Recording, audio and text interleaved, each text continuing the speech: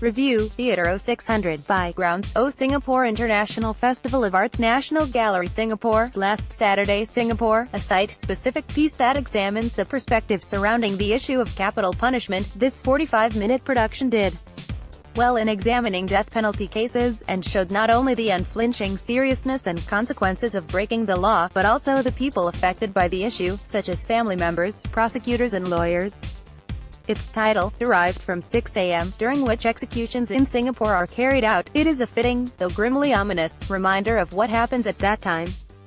The performance took place in various venues in the National Gallery Singapore, including its Echo Y galleries and claustrophobia-inducing holding cells. These were great locations for delving into this subject matter.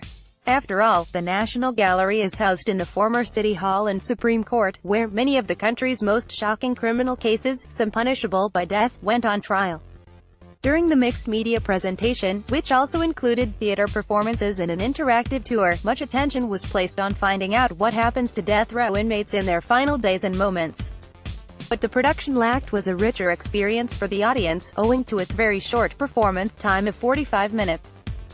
At the show I attended, I was able to catch only 4 out of the 11 monologues, and would have been eager to see the other perspectives.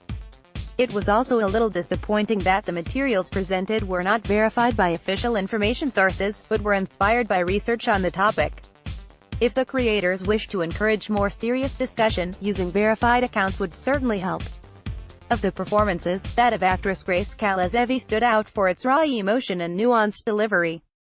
Her portrayal of a woman whose family member was hung for a crime was convincing and utterly heartbreaking, expressing the character's inability to fathom, or refusal to accept, why her family member's life had to be taken. Another standout performance was that of theater practitioner Adi Kosnan, who was equally menacing and charismatic as a serial killer made famous by his criminal wrongdoings. With a conceited smirk, he spoke about the public's macabre fascination with dark, twisted characters, and as a journalist, I felt I had been called out for contributing to the infamy and legacy of such characters. For GROUNDZ0, founded by veteran theater practitioners Elda Tatiana Ng, 0600 is certainly a good start.